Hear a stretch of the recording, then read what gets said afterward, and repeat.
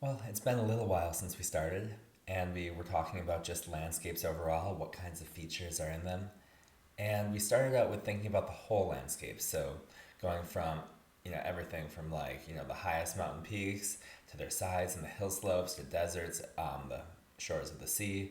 And one major piece that we have are these river channels, these conduits like the one that you see on the screen, that fill valleys and connect hydrologically the uplands to the lowlands to lakes and the ocean and other rivers and so forth.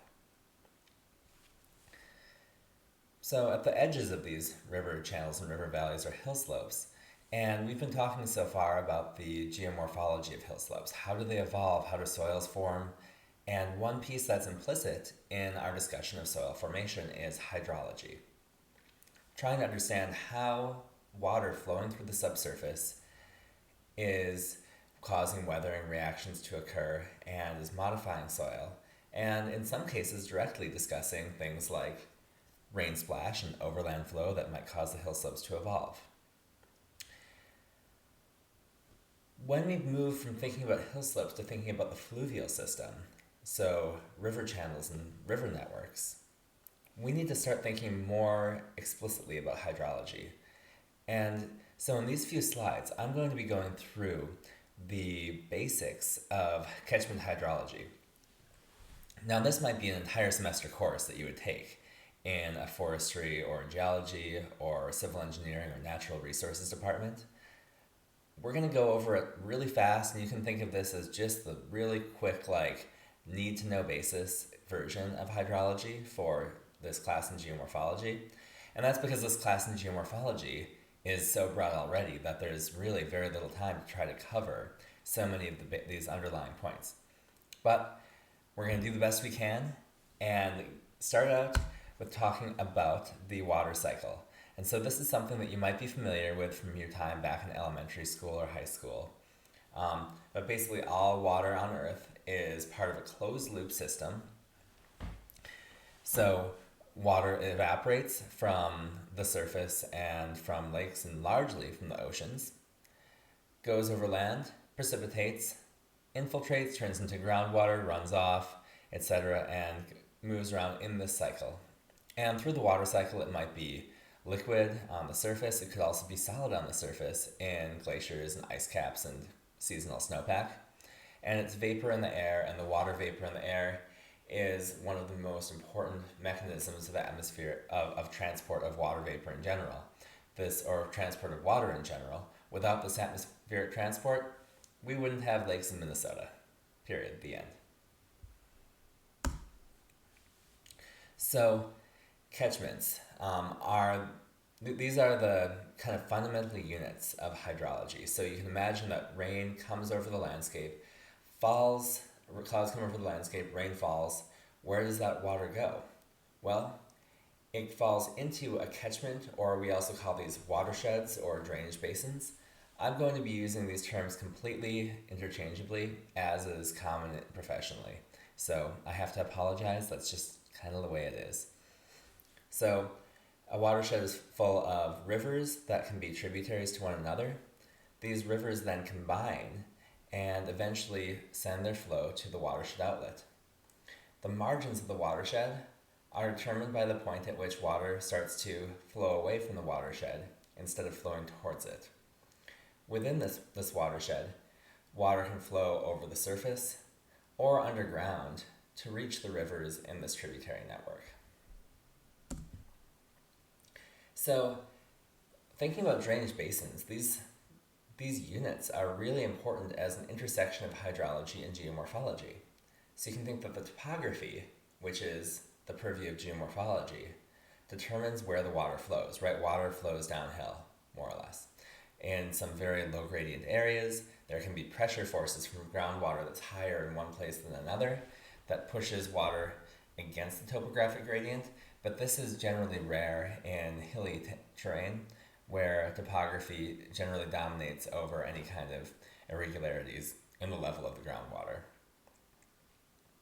And so this water then in turn, along with some hill slope processes, shapes the landscape by eroding and depositing material And this can change the drainage basin size. This could expand it, or, for example, if another drainage basin starts to erode into this one that we have pictured here, it could contract.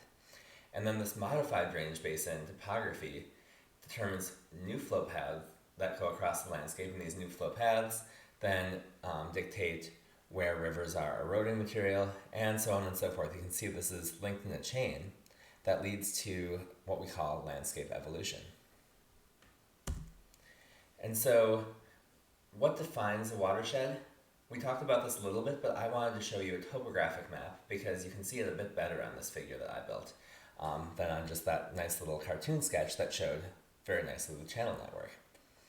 And so, it is an area that provides discharge to a pour point or outlet that is defined by the water flow paths through this area, and typically it's given by downslope terrain. So the edges of the watershed, as you can see, are these high ridges that mark zones where water starts to flow away from this outlet.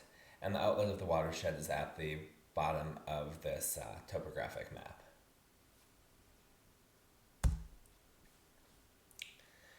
And by topographic map, I should clarify, it doesn't have contour lines or anything, obviously. It's a shaded relief with a colored terrain on top generated from a digital elevation model, or DEM. All right, so we're going to talk about a few processes in catchment hydrology, and I'm going to have two pairs of slides that are basically identical, and the reason that I'm doing this is because I'm not sure which ones of these are going to resonate with you better. Maybe it's going to be these ones that are a little bit more text heavy and diagrammatic. Maybe it's the next ones that have a bit more of a cartoon. So feel free to skip around to what works best for you. So first off, the water inputs to a drainage basin, that's from precipitation. So there could also be some, in rare cases, other water inputs, for example, from human-made water diversions, from canals and so forth. But in natural systems, it's precipitation, and this can come in the form of, rain, snow, hail, grapple. Pick your favorite, wintry mix. For those of you from New England, pick your favorite set of vocabulary. And those water inputs, think about that for a minute. If it's liquid, it's going to be able to flow through the landscape. If it's solid, that's where we move into this right-hand column where we talk about water storage and release. And in particular, water can be stored and released in snow, and so it might be stored for the winter and then released during a springtime snowmelt event. Water can also be stored in lakes in the catchment, as well as groundwater. And groundwater is considered to be storage. I mean, groundwater is actually flowing all the time, but it sometimes flows so slowly compared to anything else, in the same way as lake water is, often overtopping and draining. So there can be some motion through the groundwater in lakes. And so we talk about water, those terms in water outputs as well. But the lake itself and the level of the groundwater are both areas, are both ways that we store water. Okay, so let's move back over to the left. And so there are water outputs. And we can lose water through evaporation, or what we call evapotranspiration. And that's a combination of physical evaporation, so you can think of water evaporating off of a lake or a pond or just out of the soil without anything else on it, without any vegetation. Or you can think of transpiration with the way that plants are able to draw water out of the soil into their often vascular structures, and then bring that water to their leaves, where that water escapes via stomata and returns to the atmosphere. And so transpiration is capable of effectively bringing up deeper water to the surface and causing it to return to the atmosphere. So evapotranspiration is a really big term. It's usually actually quite a large fraction of the total amount of precipitation that occurs on the landscape. And then of course there's discharge. There's groundwater, which we were talking about earlier, and there's also surface water, and that surface water could be runoff that's exiting a lake, or just water going through a stream, or runoff over the surface in what we call overland flow. And that would be just like shallow flow on a hill slope. We can think of this then as basically either subsurface groundwater discharge, or the surface water portion is mostly in rivers and streams. So if we average this over time, we can figure out how much discharge there's going to be by adding the inputs and subtracting the outputs. And so I'm saying that Q, the discharge, is equal to P, precipitation, minus ET, evapotranspiration. And you'll often hear hydrologists say ET because evapotranspiration is evapotranspiration. Was that 7? Evapotranspiration. Yeah, 7 syllables. That's a lot. I didn't realize that until just now. All right, yeah. And then the last term there is this delta S. So S stands for storage. I also have this other term there that I use for it sometimes, which is V sub W comma S.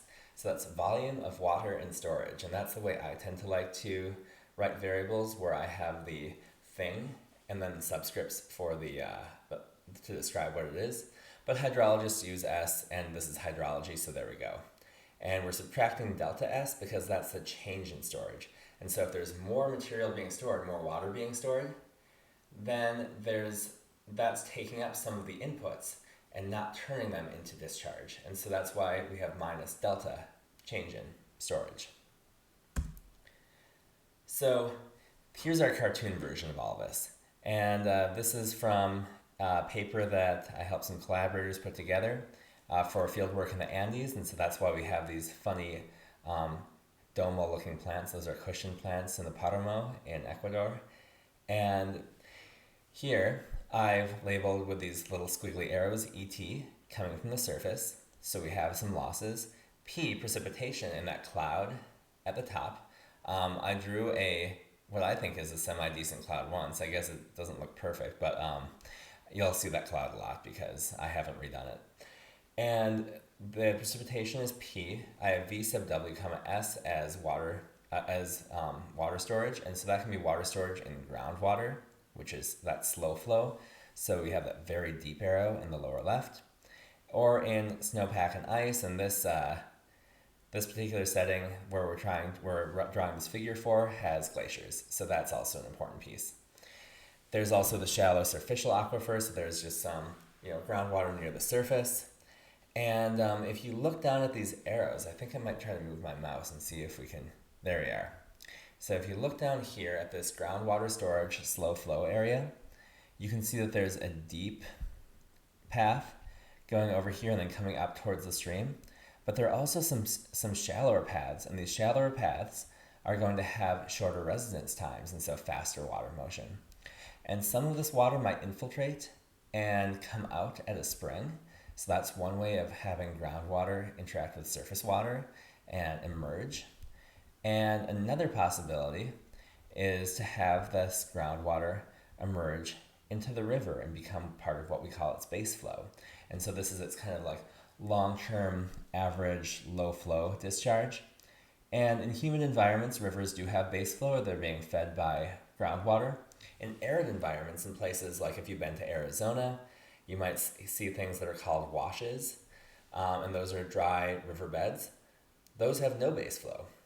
And when they become filled with water, that water, in fact, is consistently infiltrating into the bed and recharging groundwater. And so here we are. So we have precipitation at the top, evapotranspiration moving material out. We have both groundwater and surface water being discharged from that catchment. And I just note surface water in this thing with Q in the lower right because that's what we're concerned with more as geomorphologists. It's the surface water that erodes material, deposits material, and fills streams. But there's also groundwater, the stuff down here that's not making it to the stream, that's leaving the catchment as well. And we also have changes in storage. And so we can combine all those together to have Q, which is our discharge, be equal to precipitation minus evapotranspiration minus the changes in storage. So that exact same equation that we had before. And I was mentioning this time scale earlier, and so the caveat I have here is that precipitation, E, evapotranspiration, and T, transpiration, so if you want to separate those out, are all integrated over the time for water to flow across the basin. And so if you imagine that, you might have a big rainfall event. The discharge might be higher than you might imagine from a balance of average precipitation and average evapotranspiration, because that water is then exiting the watershed. And so this is another important concept where we start to discuss the hydrograph, so the distribution of rainfall, and the hydrograph, which is the distribution of stream flow leaving the catchment. And so that's going to be a bit of a different topic. We're going to get to that. Right now, though, this is really the main point right here, is that we have a balance of water entering and exiting catchments. That controls how much surface water is being discharged from the catchment. And that surface water is going to impact the longer term landscape evolution in this setting.